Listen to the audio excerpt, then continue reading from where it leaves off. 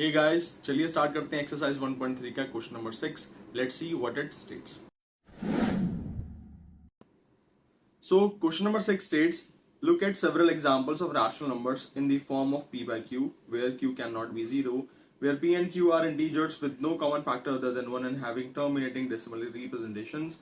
Can you guess what property q must satisfy? देखिए, इस question में हमें सिंपली बोला गया है कि आप कुछ ऐसे रैशनल नंबर्स का एग्जांपल लीजिए जिनका डेसिमल जो है टर्मिनेटिंग आए। जो हमने क्वेश्चन नंबर 1 में देखे थे, हम वही एग्जांपल ले लेते हैं। चलो, जैसे 36/100 था एक हमारा। सेकंड लेते हैं 33/8, इसका आंसर आया था 4.125। और तीसरा हम एग्जांपल ले लेते हैं 329/400, इसका आंसर था 0.8225। ठीक है, ये सभी मैंने क्वेश्चन नंबर 1 से एग्जांपल लिए। ये सभी वो रैशनल नंबर्स हैं जिनका टर्मिनेटिंग डेसिमल आया था। क्वेश्चन में बोला गया है कि टर्मिनेटिंग डेसिमल्स में आपको ये पता लगाना है कि जो Q है इसकी क्या प्रॉपर्टी है। ऐसा क्या है Q में कि ये टर्मिनेटिंग डेसिमल्स हमको दे रहा है और बाकी नंबर्स नहीं दे रहे। इसके अलावा हम लोग और एक एग्जांपल ले लेते हैं। सपोज मैं एक और एग्जांपल ले लेता हूं यहाँ पे, से 8/25। ठीक है, हम इसको भी डेसिमल में एक्सपैंड करें, अगर करके देख लेते हैं। डेसिमल लगेगा, ये 80 बन जाएगा। 25 3 जा 75, 5 0 मिलेगा। 25 2 जा 50।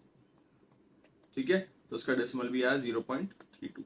पीछे जितने भी डेसिमल्स हैं इनको हम लोग क्वेश्चन नंबर 1 में कर चुके हैं। अगर आप चाहें तो ऊपर आई बटन पे वीडियो है, आप जाकर के देख सकते हैं। ठीक है, अब देखिए यहाँ पे हमें बोला गया है इन Q के अंदर जितने भी डिनोमिनेटर्स हैं इनकी क्या प्रॉपर्टी है जो ये हमें टर्मिनेटिंग डेसिमल्स दे रहे हैं। इसके लिए आप क्या करें, जितने भी ये डिनोमिनेटर्स हैं इनके सबके प्राइम फैक्टराइजेशन करते हैं। ठीक है, 100 का प्राइम फैक्टराइजेशन करते हैं हम लोग, तो 2 से जाएगा, 50 जा, देन 2, 25 जा, 5 जा एंड 5 1 जा। ठीक है, तो अगर मैं इसको लिखूं 36, इसको मैं ऐसे लिख सकता हूं 2 पावर 2 मल्टीप्लाई 5 पावर 2, है ना, क्योंकि 2 बार मल्टीप्लाई हो रहा है, 5 भी 2 बार हो रहा है। 33/8, अगर मैं 8 का प्राइम फैक्टराइजेशन करूं तो इसका क्या आंसर आएगा, 2 4 जा, 2 2 जा एंड 2 1 जा। ठीक है, तो इसको मैं लिख लेता हूं 33/2 पावर 3। सिमिलरली अगर मैं 400 का प्राइम फैक्टराइजेशन करता हूं तो ये आएगा 200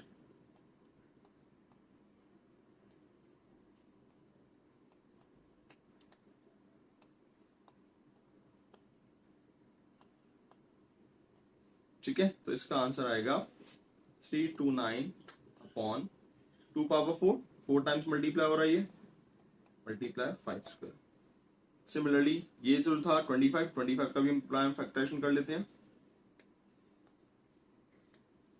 25 का प्राइम फैक्टराइजेशन करेंगे तो ये होगा 5 5, तो इसका आएगा हमारा 8/5 स्क्वायर। अगर आप ध्यान से देखें तो जितने भी टर्मिनेटिंग डेसिमल्स आते हैं वो उनके प्राइम फैक्टराइजेशन में हमारे पास या तो क्या है, 2 है या 5 है। ठीक है, या दोनों का एक कॉम्बिनेशन है। क्या है, 2 है या 5 है या दोनों का कॉम्बिनेशन है। हम लोग बोल सकते हैं कि फॉर एनी